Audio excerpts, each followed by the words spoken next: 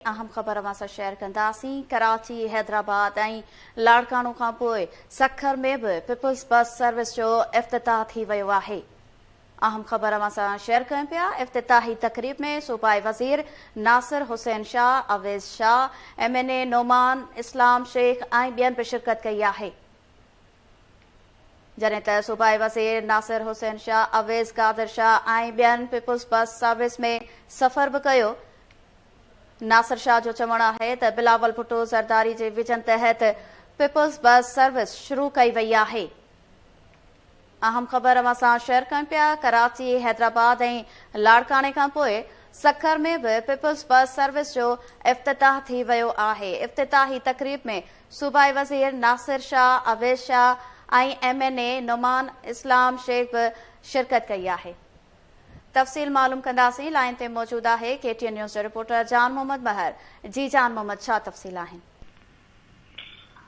जी रोशनी, जी अवां ॿुधायो त कराची, हैदराबाद, लाड़काने खां पोइ सखर में बि पीपल्स बस सर्विस जो बाज़ाब्ता तौर अॼु इफ़्तिताह कयो वियो आहे।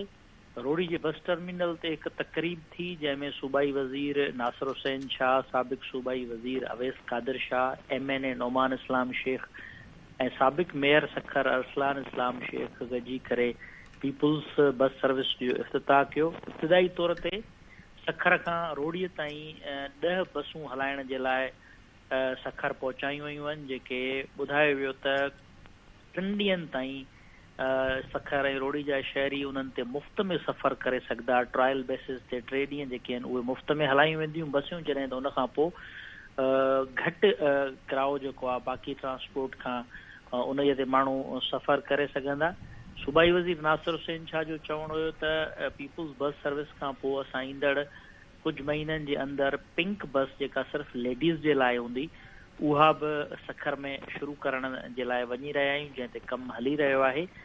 नासिर हुसैन शाह, अवेज़ कादिर शाह जो चवणो त चेयरमैन बिलावल भुट्टो ज़रदारी जो मंशूर आहे त असां आवाम खे हर हवाले सां जेके बुनियादी सहूलियतूं आहिनि उहे फ़राहम कंदासीं ऐं ही बस सर्विस बि उनजी कड़ी आहे। ऐं ही बस सर्विस इब्तिदाई तौर ते असां डिविज़नल हेडक्वार्टर्स में शुरू करे रहिया आहियूं, जंहिंजो अॼु सखर में बि ॿियनि डिविज़नल हेडक्वार्टर्स जीअं इफ़्तिताह थियो आहे। जॾहिं त ईंदड़ ॾींहंनि में असां हिन बस सर्विस खे ज़िलई सतह ताईं हलाइण जो प्रोग्राम रखियो आहे ऐं इन ते वर्किंग जेका आहे उहा हली रही आहे। सूबाई वज़ीर नासिर हुसैन शाह ऐं ॿियनि अॻुवाणनि जे तरफ़ां इफ़्तिताह खां पोइ हिन बस ते बाक़ी इलाइक़े जे माण्हुनि सां गॾिजी करे मुख़्तसिर सफ़र पिणु कयो आहे।